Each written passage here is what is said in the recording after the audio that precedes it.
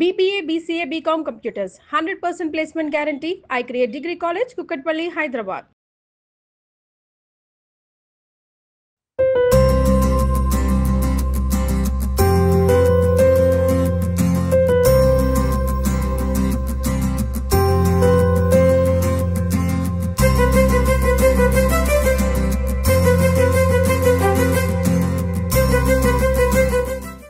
నమస్తే రమ్మ గారు. నమస్తే జయ. రైట్, ప్రేక్షకులకు ఒకసారి చెప్పేద్దాము, ఎందుకంటే మనం స్టూడియోలో కాకుండా వేరే ప్లేస్లో కనిపిస్తున్నాం కదా. ఎక్కడో లేదండి, మనం ప్రగతి రిసార్ట్స్కి వచ్చేసాము. వినాయక చవితి సందర్భంగా పత్రి గురించి ప్రతి పండుగప్పుడు నేను రమ్మగారు మాట్లాడుకుంటూనే ఉంటాము. 21 రకాల పత్రిని మనము వినాయక చవితి రోజు స్వామివారి ముందు పెట్టి పూజ చేసుకుంటాం కథ చదివేటప్పుడు. అయితే ఆ పత్రి అంతా చూపిద్దాము అనే ఒక ఆలోచన వచ్చినప్పుడు రమ్మగారి ఐడియాతోనండి, జయ ప్రగతికి వెళ్దాం, ప్రగతిలో అయితే మొత్తం మొక్కలన్నీ ఉంటాయి మనకి అనేసి అన్నప్పుడు ప్రగతి వాళ్ళతో నేను మాట్లాడి పర్మిషన్ తీసుకొని ఇక్కడికి వచ్చేసామండి. నిజం చెప్తున్నానండి, మార్నింగ్ వచ్చాం మేము ఇక్కడికి. ఈ మొక్కల్లో చెట్లలో తిరుగుతూ ఏదో చిన్న పిల్లల్లాగా అయిపోయామన్నమాట. ఇద్దరు రమ్మగారు అయితే ఇంకా చెప్పనే అవసరం లేదు, చెప్పులు ఇప్పేసి మరీ నడుస్తా ఉన్నారు. నీకు మట్టి మీద నడవటం అనేది ప్రత్యేకమైన అనుభవం జయ. మళ్ళీ అమ్మ ఒళ్ళో కూర్చున్నట్టుగా ఉంటుంది. అద్భుతం. మరి పత్రి గురించి మాట్లాడేసుకుందాం రమ్మగారు. తప్పకుండా జయ. 21 రకాల పత్రి పెడతాం కదా. మొట్టమొదటిగా ఏం పెడతాము? మొట్టమొదటి ఇంకో సంగతి చెప్పాలి. చెప్పండి. 105 సంవత్సరాల వయసున్న చింత చెట్టు కింద కూర్చొని మాట్లాడుతున్నా. ఈ విషయం మర్చిపోయాను నేను. బ్రహ్మాండమైన చింత చెట్టు, ఫుల్ గ్రీనరీ. జీవితంలో ఒకసారైనా ఇంత పూర్తిగా పచ్చగా ఉన్న ప్రదేశాల్లో తిరుగుతూ ఉండాలండి. ఓసారి వచ్చాక నెల వద్దాం అనిపిస్తుంది. అవును అవును. ఇంత గ్రీనరీని మనం ఊళ్ళో చూడలేకపోతాం. ఎక్కడికో పరుగులు పెట్టేస్తాం. ఈ హాలిడే వచ్చింది, వీకెండ్ వచ్చేసింది, ఎక్కడికి వెళ్దాం అక్కడికి వెళ్దాం అనుకుంటాం. కానీ మనకి నగర శివారుల్లోనే ఉంది మనకి ప్రగతి రిసార్ట్స్. అదే ఎన్ని రకాల మొక్కలంటే అబ్బా, ఒక్క గంట ఉంటే చాలండి ఎంత ఆక్సిజన్ వచ్చేస్తుందో. Pure oxygen. అంటే ఖర్చు అవుతుందా అని అడుగుతారు. ఖచ్చితంగా అవుతుంది కదా. ఖర్చు అవుతుంది, మనం ఎక్కడికి వెళ్తే అవ్వదు, ఎక్కడికి వెళ్ళినా ఖర్చు అవుతుంది. కానీ ఇంత పచ్చదనాన్ని కళ్ళ నిండా నింపుకునే అవకాశం కొంచెం తక్కువగా లభిస్తుంది. ఈ అవకాశాన్ని సొంతం చేసుకోండి. ఇది నా సిన్సియర్ అడ్వైస్. అంతే. ఇదేదో ప్రమోషన్ అనుకోవద్దండి. కళ్ళ నిండా పచ్చదనం, అది మంచి గాలి, ఇన్ని రకాల మొక్కలు మనం చూడలేం కదా రమ్మగారు. రైట్. వినాయక చవితి గురించి ఒక్క మాట చెప్పేసి మన వినాయకుడిని కూడా తీసుకొచ్చాం. ముందుగా ప్రేక్షకులందరికీ వినాయక చవితి శుభాకాంక్షలు. వినాయక పూజలో చాలా ప్రత్యేకంగా చేసేది ఏకవింశతి పత్ర పూజ. ఈ ఊర్లలో పల్లెటూళ్ళల్లో మన చిన్నప్పుడంతా మనం ఏం చేసేవాళ్ళం, అన్ని చెట్ల చుట్టూతా తిరిగి ముందు రోజు సాయంత్రమో, ఆ రోజు ముందు రోజు మధ్యాహ్నం కూడా తెచ్చుకునేవాళ్ళం. పత్రి తెచ్చుకోవచ్చు, వినాయకుడిని పొద్దునే తెచ్చేవాళ్ళం, కానీ పత్రి ముందు రోజే మనం కలెక్ట్ చేయడం, చెట్ల దగ్గరికి వెళ్ళి కోసుకొచ్చుకునేవాళ్ళం. అవకాశం ఉన్నన్ని ఆకులని స్వయంగా తుంపే అవకాశాన్ని తీసుకోండి సాధ్యమైనంత. పిల్లలకి దాన్ని నేర్పించండి. ప్రకృతితో మమేకం అవడానికి ఇది మనకి భగవంతుడు ఇచ్చిన అవకాశం. ప్రతి సంవత్సరం ఇది చేయాల్సిందే. మామూలు రోజుల్లో ఎలా ఉన్నా ఈ ఒకరోజు మన ఇంటి వాకిట్లో ఉన్న రేగు చెట్టు నుంచి 2 ఆకులైనా చేత్తో తుంపండి. అత్యద్భుతమైన అనుభవాన్ని ప్రతి వాళ్ళు సొంతం చేసుకోవాల్సిందే. అయితే ఏకవింశతి పత్రాల్లో మొదటిది మాచిపత్రి అని చెప్తారు. మాచిపత్రి చిన్నప్పుడు చేమంతి పూలు, మల్లెపూలు వాటిలలో వేసుకుని కట్టుకునేవాళ్ళం. గబుక్కుని చూస్తే చామంతి మొక్కలాగా కనపడుతుంది. అవును. పువ్వు కాయ ఏం రాదు దీనికి, అంతా ఆకుపచ్చగా ఉంటుంది. ఇగో చేమంతి ఎలా కనపడుతుంది, చేమంతి పువ్వులు నలిపితే ఒక చిన్నటి సువాసన వస్తుంది. యాక్చువల్గా నిజానికి ఏకవింశతి పత్రాలలో ఎక్కువ భాగం ఔషధ మొక్కలే ఇవి. ఏదో ఒక వ్యాధికి ఏదో ఒక దశలో ఆయుర్వేద వైద్యులు ఉపయోగించేవి. మనం చేత్తో కోయటం వల్ల ఏమవుతుంది, దీంట్లో ఉన్న జీవశక్తి, దాంట్లో సహజమైన రసాయనం ఏదుందో అది మన చేతిలోకి వస్తుంది. ఒకటి పత్రి తీసి వేసేటప్పుడు పట్టుకుంటాం కదా, అప్పుడు ఆ రకంగా అయినా మనం ఈ ఆకుని ముట్టుకోవాలనే ఇది పెట్టి ఉంటారు. మాచిపత్రిని ఏదైనా దద్దుర్లు, వ్రణాలు అవి వచ్చినప్పుడు నలిపి రసం రాసేవాళ్ళు. దురదొస్తుంది కదా, చెట్లలో తిరిగితే దురదొస్తుంది. ఇప్పుడు నేను కూడా అక్కడక్కడ స్క్రాచ్ చేస్తున్నా గట్టిగా. ఈ ఆకులు నలిపి రాసేవాళ్ళు. తర్వాత ఏమో సువాసన కోసం వాడుకుంటాం. లైట్, చాలా సన్నటి వాసన వస్తుంది. ఎక్కువ భాగం చర్మ వ్యాధుల్లో ఉపయోగపడుతుంది. మొట్టమొదటిది మాచిపత్రి. రెండోది గరిక. ఈ గరికతోటి మనం దూర్వాయుగ్మ పూజ కూడా చేస్తాం. ఇప్పుడే కాదు, మామూలుగా సంవత్సరంలో వచ్చేటువంటి 24 చవితులు ఉంటాయి. అంటే ఒక శుక్లపక్షం చవితి, ఒక కృష్ణపక్ష చవితి కదా. కృష్ణపక్షంలో వచ్చే చవితిని మనం సంకటహర చతుర్థిగా పూజ చేసుకుంటాం. దాంతో పాటుగా మంగళవారాలు గనక వస్తే అది ఇంకా అంగారక చతుర్థి, చాలా విశేషమైంది. అలాంటప్పుడు ఈ గరికతోటి పూజ కనుక చేస్తే వినాయకుడికి చాలా మంచిది, ఎక్కువ ప్రభావవంతంగా మన పూజ వెళ్తుందన్నమాట.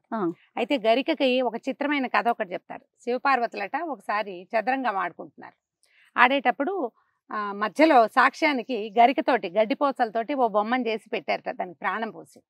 వీళ్ళ ఆటకి సాక్ష్యంగా పెడితే ఈ గడ్డిపోసల బొమ్మకి శివుడు ప్రీతి, ఆయనే కదా మనకి తిండి పెట్టేవాడు, అంతేగా, శివుడు ఆజ్ఞ లేదే చీమైనా కదలదు. ఆ చీమకు కూడా ఆహారం ఇచ్చేవాడు శివుడు కాబట్టి అమ్మవారిని వదిలిపెట్టి ఆవిడ ఈ గరికట ఎంతసేపు అయ్యవారి పక్షమే వహించి ఆయనే వేశాడు, ఆయన గెలిచాడు. 4 పడింది, 4 పడిన దాన్ని 8 అని ఆయన అంటే ఈ గరిక కూడా 8 అని దొంగాట ఆడేది స్వామివారి. ఆయన దొంగాట ఆడితే ఇది ఒప్పుకునేది అనమాట. తొండాడతారు కదా, ఈ తొండాటలో స్వామివారి వైపు సాక్ష్యం చెప్పింది, పరమేశ్వరుడి వైపు చెప్పిందని పార్వతీదేవి కోపం వస్తుంది. దొంగాట ఆడుతున్నావు, నీకు అవిటితనం వస్తుంది, దొంగాటలాడే వాళ్ళకి నీకు అవిటిదాని వైపు అని చెప్పించిందట గడ్డిని. అప్పుడు గరిక దుఃఖంతో అయ్యో నేను స్వామిని ప్రోత్సహించాను కానీ నన్ను ఇంత మాట అన్నావు నువ్వు, ఇప్పుడు నేను ఎట్లా ఇంటి నువ్వు పోగొట్టుకోగలను అంటే పార్వతీదేవి చెప్పిందట, భాద్రపద చతుర్థికి నాగకన్యలు వినాయకుడికి పూజ చేస్తారు, ఆ పూజలో పాల్గొని నీ అవిటితనాన్ని పోగొట్టుకోమని చెప్పిందట. ఆ తర్వాత నుంచి చవితికి గరికతోటి పూజ చేయటం మొదలుపెట్టారు.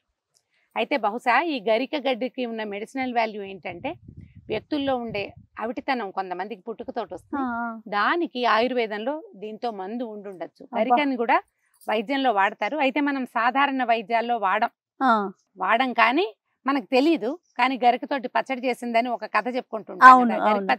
గడ్డి పచ్చడి చేసి పెట్టినా ఆకలి వేళ అదే పరమాన్నం లాగా ఉంటుంది అంటారు. అవును, గరికని అందుకు వాడాలని పరమేశ్వరుడి ఆజ్ఞ చొప్పున నాటకమాడి అమ్మవారి ఆజ్ఞ చొప్పున మళ్ళీ పునర్జీవితాన్ని పొందిన గరికని గణేశుడికి సమర్పిస్తే ఆయనకి పరమ ప్రీతిదాయకమాట. పత్రిలో ఏదున్నా లేకపోయినా గరికని ఒక్కదాన్ని పెడితే సరిపోతుంది కూడా అంటారు కదా. మిగిలిన పత్రి లేకపోయినా మనకి గరిక ఉన్నా మనం దూర్వాయుగ్మ పూజ అయినా చేసుకోవచ్చు. 11 లేదా 21 నామాలతోటి గరికతోటి పూజ చేసుకుంటాం. ఓకే. మూడవది మారేడు. ఈ మారేడు చూడండి, త్రిదళం త్రిగుణాకారం త్రినేత్రం చ త్రియాయుధం త్రిజన్మ పాప సంహారం ఏకబిల్వం శివార్పణం. బాలుగారు వయసులో వింటూ ఉంటాం. అయితే ఈ మారేడు శివ పూజకి అత్యద్భుతమైన ప్రయోగం, దీన్ని మించింది లేదు. ఏమీ పెట్టక్కర్లా శివుడికి. ఒక 3 ఉద్ధరణల నీళ్లు, ఒక్క మారేడు దళం. ఈ మారేడు దళంతో పరమేశ్వరుడికి పరమ ప్రీతి. ఆయనకి పరమ ప్రీతికరమైన మారేడుని ఈ రోజున కుమారుడికి సమర్పిస్తాం మనం. ఇది చూడండి, 3 ఆకులు కనిపిస్తాయి, చక్కగా 3 ఉన్నాయి. లేత చెట్టుగా ఉన్నప్పుడు ముళ్ళు కనపడవు కానీ ముళ్ళు వస్తాయి. ఇది ఎంత అద్భుతమైన మెడిసినల్ వాల్యూ ఉందో దీనికి. వృక్షమే కదా రమ్మగారు, ఇది వృక్షం, మహావృక్షం అవుతుంది. ఆ మారేడు పువ్వు పూసినప్పుడు వాసన వస్తుంది, అసలు ఆ గుమగుమ చెప్పరాని అద్భుతంగా ఉంటుంది. పండు పగిలినప్పుడు కూడా వాళ్ళే తేనెలాగా వస్తుంది అందులోంచి, చాలా రుచిగాను ఉంటుంది, ఆరోగ్యానికి మంచిది. డీసెంట్రీకి ఎక్కువ వాడతారు అంటారు, అమీబియాసిస్ వాటికి ఉపయోగపడుతుంది మారేడు కాయ.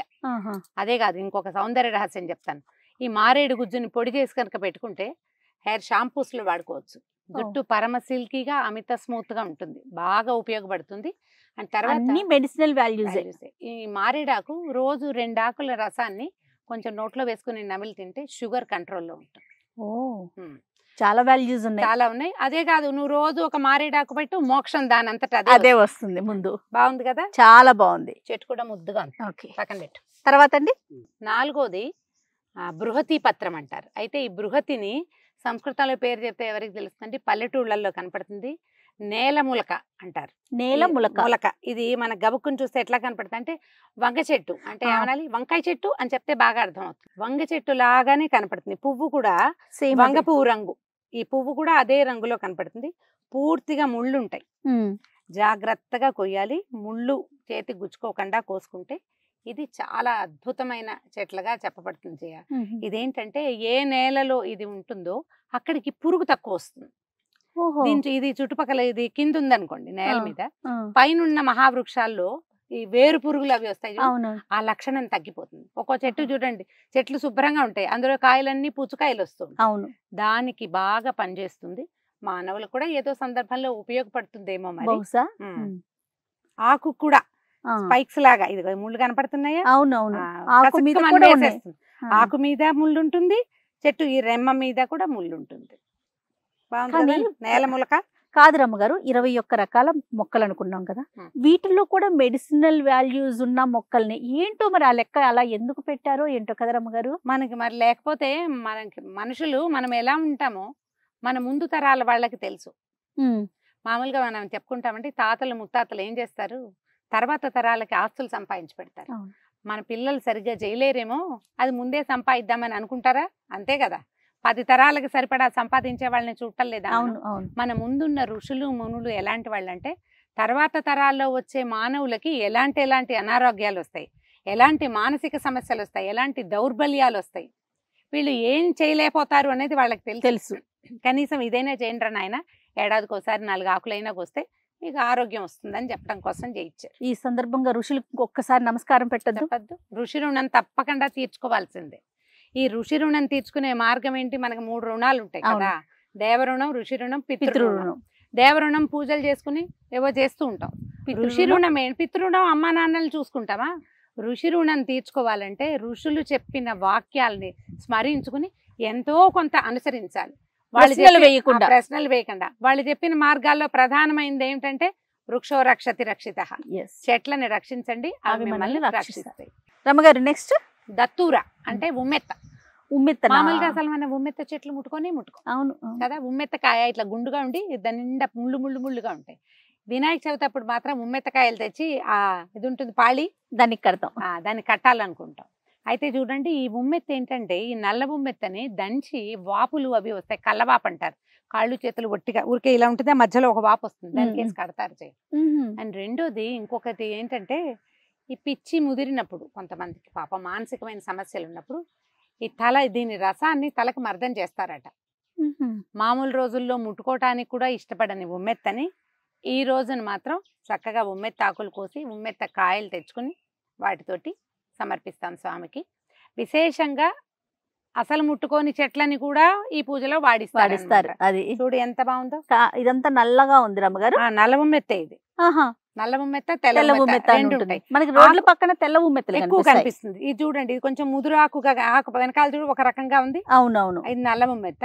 ఈ పువ్వు కూడా మనకి ఆ ఉమ్మెత్త అనుకో కొంచెం ఎక్కువ ఆకుపచ్చగా ఉండి వెనకాల లేత రంగులో ఉంటాయి. ఇది ఒక ముదురు రంగు వచ్చింది కదా, ఇది యాక్చువల్ గా ఆరోగ్యానికి ఎక్కువ మంచిది. మనం వాడమండి, ఇవి సొంత వైద్యాలు చేసేందుకు కాదు, ఆయుర్వేద వైద్యులు వాడతారు. ఇలాంటి ఉపయోగం ఉందని చెప్పటమే ఉద్దేశం, కానీ వాడేమని మాత్రం కాదు. పొరపాటును కూడా వీటి జోలికి వెళ్ళకండి. బదరీ పత్రం తర్వాతది అంటే రేగాకు. రేగు చెట్లు మనకి కేవలంగా రోడ్ల మీద కూడా కనపడతాయి. అవును, ఈ రేక్కాయ ఈ లంగ్స్ కి సంబంధించిన అనారోగ్యాల్లో చాలా మంచిది. మనం రేగు ఎప్పుడెప్పుడు వాడతాం? రథసప్తమి రోజున రేగాకో రేకాయో నెత్తి మీద పెట్టుకుని నీళ్ళు పోసుకుంటాం ఒకటి. తర్వాత ఏమో మన సంక్రాంతి పండగకి రేగు పళ్ళు పోస్తాం, ఆ సీజన్ లో బాగా వస్తాయి. సీజనల్ గా కాసిన కాయలు తప్పకుండా తినాలి. జయ అయితే రేక్కాయల మీదే ఉంటుంది.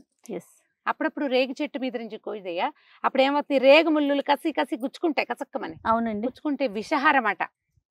రేగు ముళ్ళు గనక గుచ్చుకుంటే ఒంట్లో ఏవో రకరకాల విషాలు చేరుతాయి కదా, అవి తగ్గుతాయి అంటారు. నిజమే, అక్షరాల నిజం. ఇది వ్యాధుల్లో ఉపయోగపడే కాయ కాబట్టి మనం సీజన్ లో తప్పకుండా ఈ కాయలు తినాలి. రేగాకులతోటి ఒక ఉపయోగం చెప్తాను. అది కూడా మనం శుభ్రంగా డ్రై పౌడర్ చేసేసి ఈ మనం తలకి పెట్టుకునేటువంటి రకరకాల ప్యాకులు పెట్టుకుంటాం కదా, హెన్నా పొళ్ళు గిళ్ళు, వాటిలలో కలిపేసుకోవచ్చు. జుట్టు స్మూత్ గా అవుతుంది రేగాకులతో. ఈ రేగాకుని కూడా స్వామివారికి వినాయకుడికి సమర్పిస్తాం. సమర్పయామి. Very good. ముళ్ళు కూడా ఒకటి గుచ్చుకుంది చేతికి, ఇది నేను తీసాను అనమాట. చూడు కసిక్కు మంది, కానీ ఎంత షార్ప్ ఉందో. ఉత్తరేణి అపామార్గ పత్రం అంటారు, తెలుసా నీకు? ఇది ఉత్తరేణి తెలుసు రమ్మగారు. ఈ ఉత్తరేణితో పళ్ళు తోముకుంటారు ఊళ్ళల్లో. చెట్టు ముదిరినాక ఊళ్ళల్లో ఎంత కేవలంగా కనపడుతుందో. దీన్ని ఏం చేస్తాము, బాగా ముదిరినాక ఈ దీంతో బ్రష్ చేసుకోవాలి. పళ్ళు తోముకుంటే చిగుళ్ళు కదులుతాయి, కొంతమందికి పళ్ళు లూజ్ అవుతాయి, చిగుళ్ళలో నుంచి రక్తం వస్తుంది, ఆ సమస్యలు తీరుతాయి జయ. మనకు బాగా కనపడతాయి. దీనికి కూడా ఒక సన్న ముళ్ళు వస్తుంది, వేసేసే ముళ్ళు కాదు, అంత కసిక్క మందు. ఓకే, ఇంకా రాలా, చెట్టు ముదరలేదు, చిన్న ముళ్ళు ఉంటుంది. అదేం పెద్ద హార్మ్ఫుల్ గా అయిన ముళ్ళేం కాదు. ఓకే, ఉత్తరేణిని తప్పకుండా మనం వినాయక చవితి రోజున, ఇది మనకి మీరు గమనిస్తే కొంచెం వాకిళ్ళు పెరళ్ళు ఉంటే దాని అంతటా అదే వస్తుంది.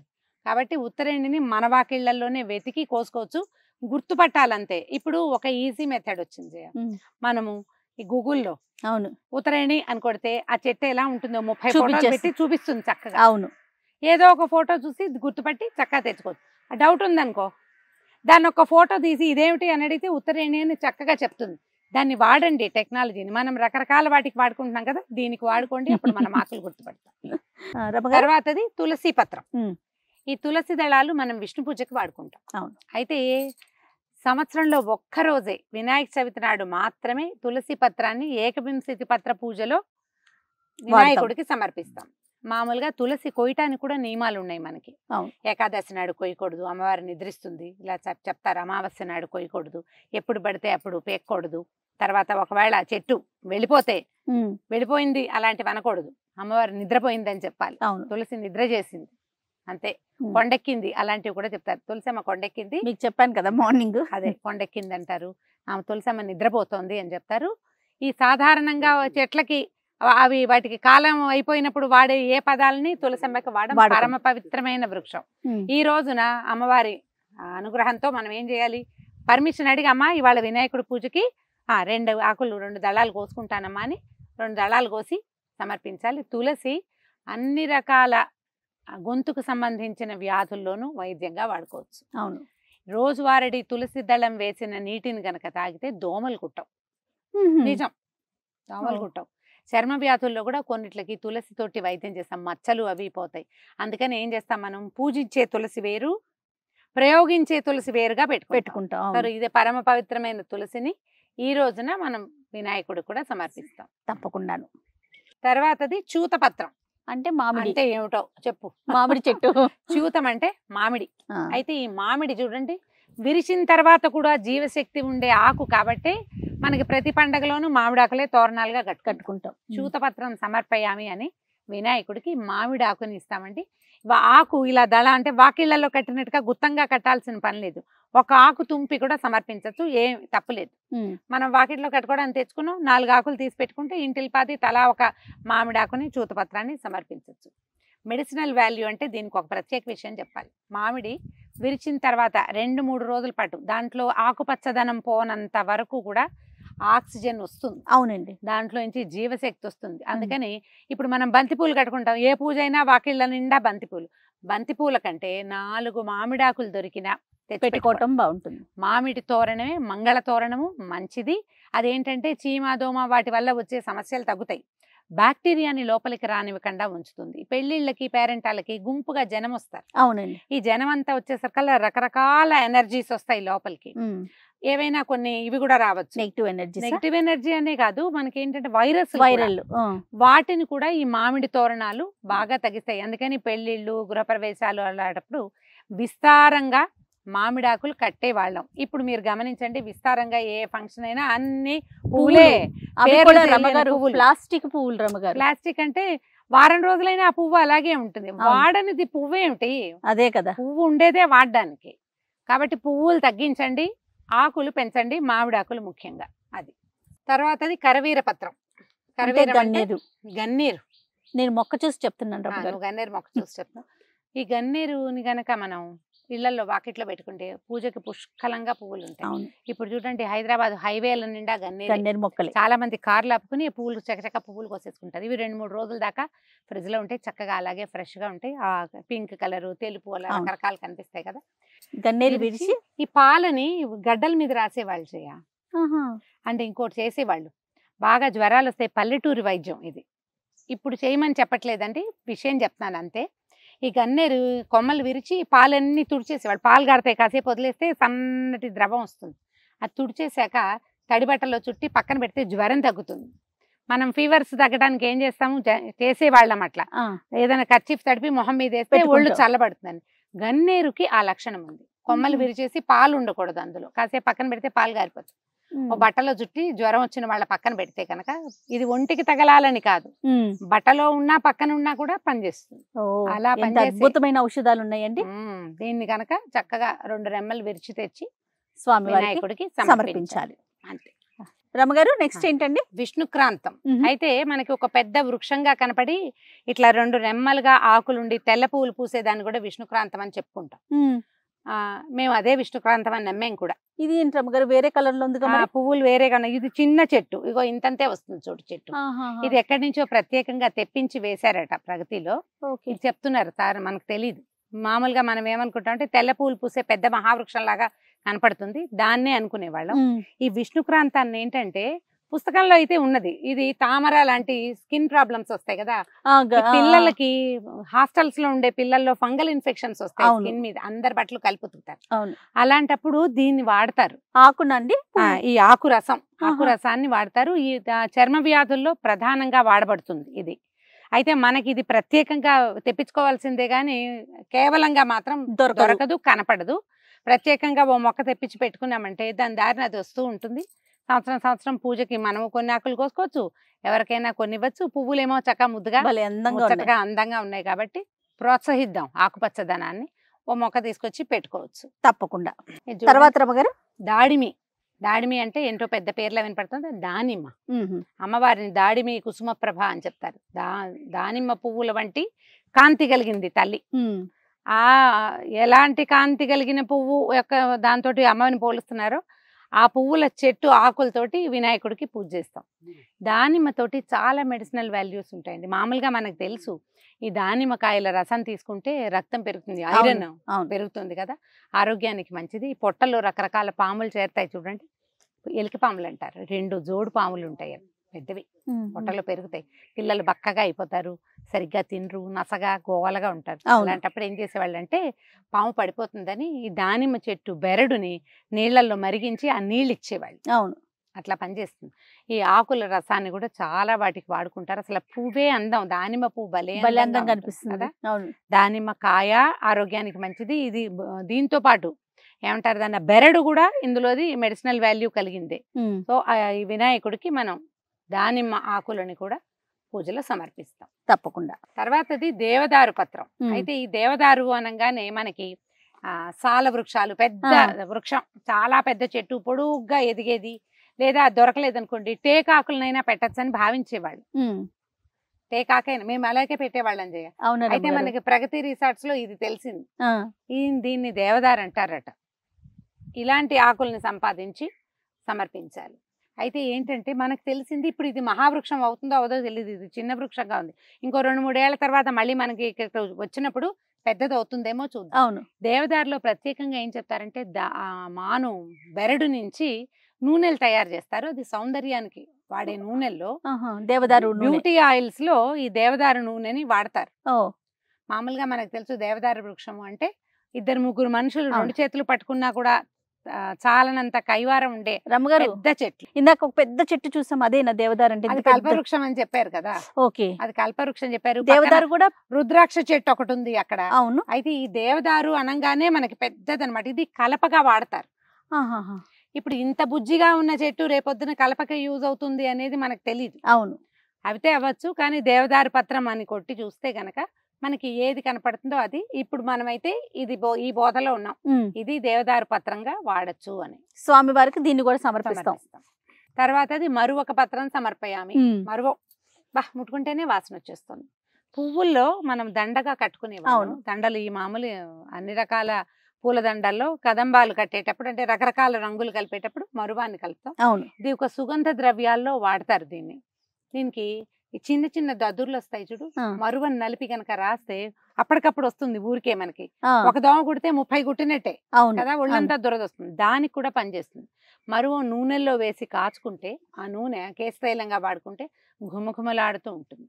ఎండిపోయిన మరువాన్ని ఒక చిన్న బట్టలో మూట కట్టి బట్టల మధ్యలో పెట్టుకుంటే ఈ ఫిష్ అని ఒక కదా గోల్డ్ ఫిష్, అది రాకుండా ఉంటుంది. అందుకని ఏం చేసేవాళ్ళం అంటే పుస్తకాల్లో పెట్టుకునేవాళ్ళం. మరువ ఉంటే పుస్తకాల్లో గోల్డ్ ఫిష్ రాదు, పుస్తకాలకి తూట్లు పొడిచేస్తుంది, ఇట్లా మిల్కలు తిరుగుతుంది. ఫిష్ అని ఎందుకంటారో దాన్ని గోల్డ్ ఫిష్ దానికి ఉపయోగపడుతుంది. అయితే మనం సౌందర్యదాయకంగా వాడేటువంటి మరువాన్ని కూడా ఈ రోజున మనం వినాయకుడికి సమర్పిస్తాం. మరువక పత్రం అనే చెప్తారు. వాసన ఎంత బాగుందో. కానీ చాలా వరకు రమ్మగారు అన్ని స్కిన్ ప్రాబ్లమ్స్ కి ఎక్కువగా ఉపయోగపడే కనిపిస్తా ఉన్నాయి కదండి. అంటే ఇవి మనకు తెలిసినవి ఏమో, తెలియనివి ఇంకేమన్నా ఉంటాయి, వైద్యులు వాడుకుంటారు. తర్వాతది సింధువార పత్రం. సింధువార పత్రం. ఈ సింధువార పత్రాన్ని తెలుగులో వావిలాక్ అంటారు. వావిలాక. ఓకే. వాయిలాకు ఈ ప్రాంతాల్లో ఏంటంటే ఏ ప్రాంతమైనా ఒకటే జయ, కీళ్ళ నొప్పులకి వాటికి ఉపయోగపడుతుంది. అవును. ఒంటి నొప్పులు ఉన్నాయి, ఒళ్ళు బద్ధకంగా ఉంది, ముందు రోజు బాగా పనిచేసాం, మర్నాడు గుప్పెడు వావిలాకుని వేడి నీళ్ళల్లో వేసుకుని ఆకులు తీసి పక్క పెట్టి స్నానం చేయండి, ఒంటి బరువు తీరిపోతుంది, ఒళ్ళు తేలిగ్గా ఉంటుంది. దీన్ని ఆయుర్వేద వైద్యులు విస్తారంగా వాడతారు జయ. ఇక్కడ హైదరాబాద్ మనకి తెలంగాణ ప్రాంతంలో ఏంటంటే పురిటాలకి స్నానం చేయించడానికి మా వైపు మేము వేప బాగా వాడతారు, వేపాకేస్తారు నీళ్ళలో. ఇక్కడ అంతా వాయిలాకే వేస్తారు. దీన్ని మన తిప్పతీగ ఒకటి కనపడుతుంది కదా, ఒక తిప్పతీగలో ఒక ఆకు, 2 వావిలాకులు, 2 తులసి దళాలు ఒక గ్లాసు నీళ్ళల్లో మరిగించి తాగితే ఫీవరిష్ గా ఉంటే తగ్గిపోతుంది. లో జ్వరం ఉంటుంది కొంతమందికి, ఇది వాడుకోవచ్చు అండి భయం లేకుండా, ఫ్రీగా చెప్తున్నాను నేను, అందుకని నేను చేస్తాను ఆ పని. 2 తులసి దళాలు, 2 వావిలాకు, 2 ఇదిగో ఇలా ఇట్లా 2 రెమ్మలు, తర్వాత ఏమో తిప్పతీగ ఓ 2-3 ఆకులు చాలు. ఒక గ్లాస్ నీళ్ళకి చిన్న రంగు మారుతుంది, తమాషా వాసన వస్తుంది. ఒక రవ చేదుగా ఉంటుంది, కషాయం అంటే ఆ మాత్రం ఉంటుంది. అవును, తాగేయండి. చక్కగా చిన్న ఫీవర్స్, 1 డిగ్రీ జ్వరం ఉంటుంది, రోజు అన్నం తినగానే ఒళ్ళు వెచ్చబడుతుంది కొంతమందికి, ఆ సమస్యలు తీరుతాయి. చిన్న ఒళ్ళు నొప్పులు, బద్ధకం, ఒళ్ళు కదలలేనితనం, వాటన్నిటికీ పనిచేస్తుంది. 2-3 రోజులు తాగొచ్చు, అంతకంటే కాదు. కానీ ఎప్పుడైనా వైద్యంగా హ్యాపీగా దీన్ని వాడుకోవచ్చు. తప్పకుండా. ఈ చూడు 2 రకాలు ఉన్నాయి, నల్ల వావిలి, తెల్ల వావిలి. మా దగ్గర అపార్ట్మెంట్ లో ఈ వావిలి చెట్టు ఉంది, ఇది ఉంది. ఇది పువ్వులు పూసినప్పుడు ఉంటుంది, ఎంత వాసన వస్తుందో. ఈ మనకి అన్నమాచార్య కీర్తనలో వావిలి పువ్వుల వానలు కురిసే అని ఒక వాక్యం ఉంది. ఈ వావిలి పువ్వు అది పెద్ద వాసన కాదండి, చిన్నటి సహజమైన ఒక సన్నటి పరిమళము, అసలు అది కదులుతూ ఉంటేనే మహా బాగుంటుంది. ఆ వావిలి చెట్లు ఉన్న చోట నివసిస్తే కూడా ఒళ్ళు నొప్పులు, కీళ్ల వ్యాధులు రాకుండా ఉంటాయి. కుదిరితే అపార్ట్మెంట్ లో దీనికి ఏం కష్టం లేదు, ఒక కొమ్మ తెచ్చి పెడితే చాలు. మేము కొమ్మ పెట్టాం, అది మహావృక్షం ఇంత అయింది, చింత చెట్టు అంతా. దాన్ని మొత్తం సమూలంగా తీశారు, మళ్ళీ గుబూరుగా చక్కగా వచ్చేస్తుంది, చావదు, చక్కగా ఉంటుంది, బాగుంటుంది. తప్పకుండా రమ్మగారు. తర్వాతది జాజీ పత్రం సమర్పయామి అంటారు, జాతి అని కూడా అంటారు. జాతి, జాజి ఏదైనా మనకి వాకిళ్లలో వీరజాజి, సన్నజాజి ఉంటాయి కదా, అందరి వాకిళ్లలో ఎక్కువ భాగం కనిపిస్తాయి, పువ్వులు కనపడతాయి. సాధారణంగా ఈ ఏకవింశతి పత్ర పూజలో జాజి పత్రం అని ఈ జాజి ఆకులే వేసుకుంటున్నాం. బహుశా నేను అనుకుంటా, నా ఐడియా, జాజికాయలు కాస్తాయి, ప్రత్యేకంగా జాజికాయ మసాలాల్లో వాడతాం. అవును, ప్రత్యేకంగా. ఈ చెట్లకి కాయలు కాసినట్టు ఎప్పుడు చూడలా, అవి వేరే అనుకుంటాను, అది వేరే ఉంటుంది. ఆ కాయ అయి ఉంటుంది, ఎందుకంటే జాజికాయని అరగదీసి ఆ గంధాన్ని వైద్యంగా వాడతారు. అవును, పిల్లల్లో జలుబులకి వాటికి జాజికాయ 2 చుట్లు తీసి నోట్లో పెడతారు, అప్పుడు తగ్గుతుందంటారు. మీరు అవన్నీ వాడద్దు, కానీ జాజి పూల మొక్కలు చక్క కుండీలో అయినా పెంచుకోండి. వీటికి ఒక్కసారి గనక అతుక్కున్నాయా ఇక అసలు వెళ్ళవు. సంవత్సరానికి ఓసారి 4 పూలు పూస్తాయి, తర్వాత చక్కగా ట్రిమ్ చేసేయండి. మళ్ళీ వర్షాకాలం వస్తే మళ్ళా బాల్కనీలో చక్కగా అల్లుకుంటాయి. ఇదైనా సన్నజాజి అయినా వీరజాజి అయినా ఒక్క పువ్వు ఉంటే చాలు, ఇల్లంతా సువాసన వస్తుంది, సుగంధభరితంగా ఉంటుంది. ఈ రోజుల్లో వర్షాకాలం కాబట్టి జాజి పూలు బాగా విస్తారంగా పూస్తాయి. స్వామివారికి సమర్పించే దండలు, జాజి పూలు దండలు పెట్టండి. జాజి ఆకును కూడా స్వామికి సమర్పిద్దాం. తప్పకుండా. ఇదేంటి రమ్మగారు? ఇది గండకీ పత్రం అంటారు, మనకి ఇవి బాగా కనపడతాయి. ఈ పువ్వులు చూడండి, చక్కగా కోసి విష్ణు పూజకు వాడుకోవచ్చు, కానీ ఎక్కువ గంటలు ఉండవు. భలే ఎంత బాగుంది పువ్వు. పువ్వు చూడు, చాలా బాగుంది కదా. పువ్వు బాగుంటుంది, విస్తారంగా ఒక చెట్టు కనుక వేస్తే అలా చక్కగా పెద్ద చెట్టు అవుతుంది, పువ్వులు పూస్తూ ఉంటుంది. వర్షాకాలం అయితే అసలు 100ల కొద్ది పువ్వులు వస్తాయి, వాసన అది ఉండదు.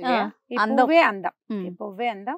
ఈ పత్రాన్ని కూడా గండకీ పత్రం, దీన్ని వినాయక పత్రం అని కూడా అంటారు. ఇది చూడు తమాషాగా ఉంది.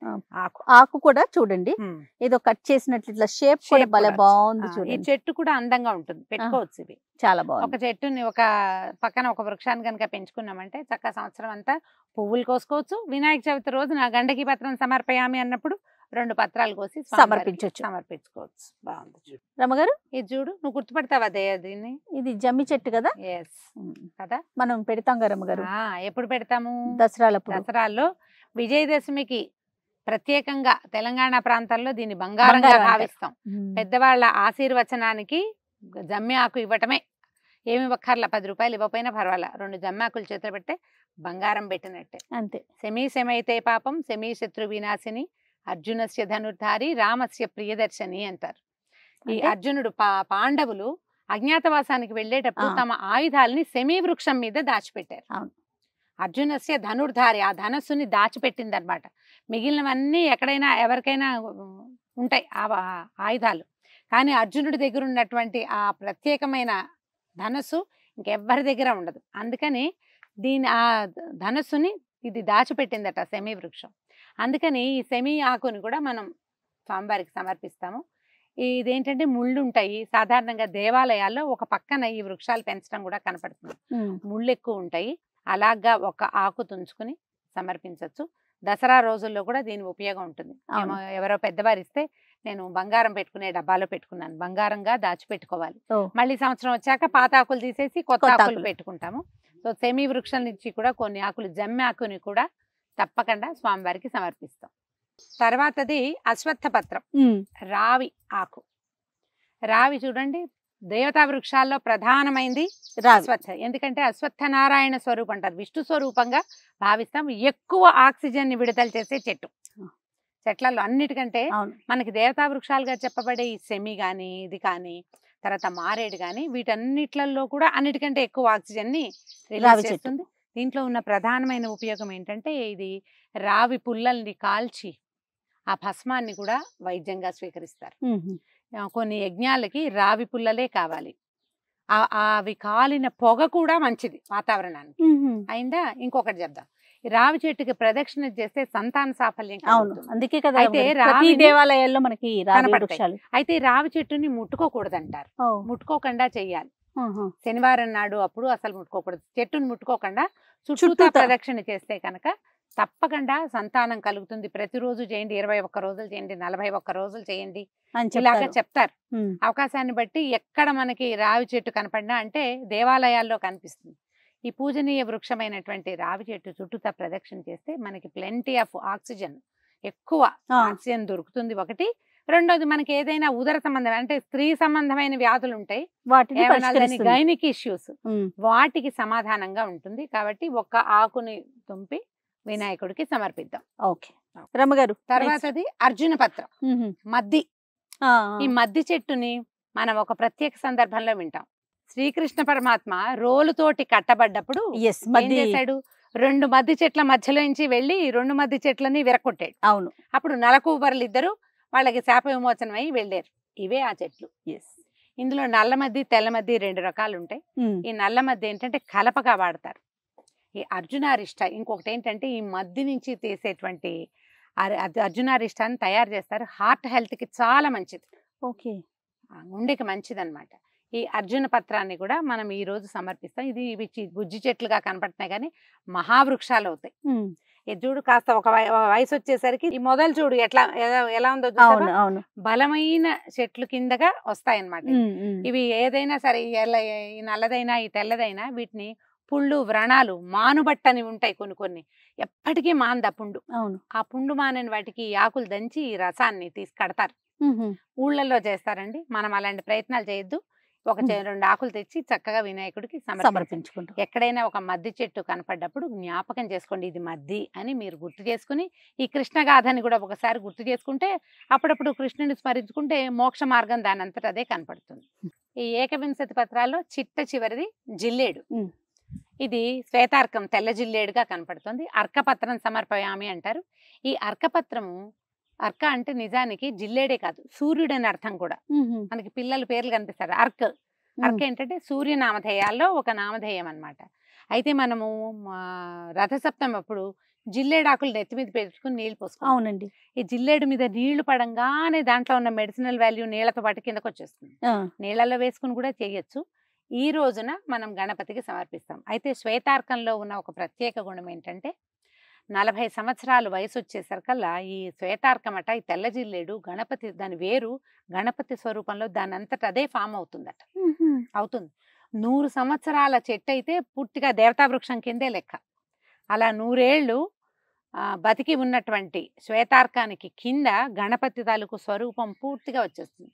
మనకి కాజీపేటలో శ్వేతార్క మూల గణపతి దేవాలయం ఉంది. అలా 100 ఏళ్ళు బతికి ఉన్నటువంటి ఒక తెల్లజిల్లేడు చెట్టును తీసుకొచ్చారు. ఎంత పెద్దదో ఆ విగ్రహం. అయితే తడపటము అది చెయ్యరు, అందుకని దాని పూర్తిగా వెండి కవచం ఉంది. కాజీపేటలో ఉంది. వరంగల్ వెళ్ళి భద్రకాళి దర్శనం చేసిన వాళ్ళు కాజీపేటలో ఉన్నటువంటి శ్వేతార్క గణపతిని దర్శనం చేయొచ్చు, మంచిది. ఇప్పుడు తప్పకుండా మనకేం చేస్తున్నారు, కొన్ని ఛానల్స్ వాళ్ళు కూడా చేశారు, కొన్ని మాసపత్రికల వాళ్ళు కూడా ఈ శ్వేతార్కం ఎక్కువ సంవత్సరాలు వయసు ఉన్నటువంటి తెల్లజిల్లేడు వేరుతోటి బుజ్జి గణపతి విగ్రహాలు చేసి ఆ మధ్య పంచిపెట్టారు. నా దగ్గర కూడా ఎవరో తెచ్చిచ్చారు. చిన్నది, తేలికగా ఉంటుంది, బరువు ఉండదు, వేరు కదా. ఈ గణపతి స్వరూపం సహజంగా వస్తుంది. సహజంగానే దేవతా వృక్షాల కోవకి చెందిందే జిల్లేడు. కానీ ఈ జిల్లేడు ఆకులు కోసేటప్పుడు జాగ్రత్తగా ఉండాలి. ఈ పాలు గనక కంటికి తగిలితే కళ్ళకి ఇబ్బంది వస్తుంది. కాబట్టి జాగ్రత్తగా 4 ఆకులు కోసి ఈ రోజున దీన్ని సమర్పించవచ్చు. అయితే ఈ తెల్ల జిల్లేడు పువ్వుల్ని కూడా వినాయకుడికి, ఆంజనేయ స్వామికి, పరమేశ్వరుడికి కూడా ఈ తెల్ల జిల్లేడు పువ్వుల్ని సమర్పించే విధానం కనపడుతుంది. మన దగ్గర కంటే నార్త్ ఇండియాలో ఏంటంటే వాళ్ళైతే అసలు ఆలోచించరు, ఏ జిల్లేడైనా పర్వాలా, జిల్లేడు పువ్వులు దొరికితే చాలా ఆంజనేయ స్వామికి ఇచ్చేయచ్చు, వినాయకుడికి ఇచ్చేయచ్చు, శివుడికి ఇచ్చేయచ్చు. శివుడు దాన్ని ఒప్పుకుంటాడమ్మా. ఈ పువ్వుని, ఇది చూడండి పిచ్చి పువ్వు, ఉపయోగం లేనిది, కానీ ఆ పువ్వు కూడా భగవంతుడి సేవ చేసుకునేందుకు అవకాశం కల్పించాడు ఆయన. కాబట్టి ఈ చివరి ఆకుతోటి ఈ 21 పత్రాలని మీకు పరిచయం చేసే కార్యక్రమం పూర్తి చేసాం. చాలా సంతోషం రమ్మగారు. అంటే మొక్క కొన్ని పేర్లు తెలుస్తాయి, కొన్ని ఆ మొక్క ఎలా ఉంటుందో తెలియదు, కొన్ని మొక్కలు తెలుస్తాయి, వాటి పేర్లు తెలియదు. ఈ సందర్భంగా అయినా మనం వినాయక చవితి సందర్భంగా తెలిసిన వారికి తెలిసి ఉండొచ్చు, తెలియని వారి కోసం చక్కగా 21 రకాల పత్రి గురించి మనం అందరికీ పరిచయం చేసాం. ప్రగతి రిసార్ట్స్ గ్రీన్ నర్సరీలో కూర్చుని మనం మాట్లాడుకోవటం చాలా సంతోషం అనిపిస్తా ఉంది. నాకు కూడా జయ, ప్రగతిలో నేల మీద చెప్పులు లేకుండా నడిచే అత్యద్భుతమైన అనుభవం చాలా రోజులైంది. మట్టిలో నడిచి ఎక్కడికి వెళ్ళినా చెప్పులతో వెళ్తాం కదా, మట్టిలో నడిచే అవకాశం కూడా బాగా లభించింది. ప్రధానంగా ఏంటంటే ఈ మొక్కల్ని స్వయంగా చేత్తో ముట్టుకుని చూపించగలిగే అవకాశం కూడా చాలా మంచిది. ఈ సందర్భంగా మనం ఒకరికి మన రామారావు గారు, సైంటిస్ట్ రామారావు గారు, ఆయనే మన కోసం ఈ మొక్కలన్నీ కూడా అరేంజ్ చేసి ఇచ్చారు. స్పెషల్ థాంక్స్ చెప్పాలి ఆయనకి. ఒక మొక్క ఓపికగా అందించి చూపించారు. వారికి ప్రత్యేకంగా కృతజ్ఞతలు చెప్పుకుంటూ మరొకసారి సుమన్ టీవీ ప్రేక్షకులందరికీ వినాయక చవితి శుభాకాంక్షలు.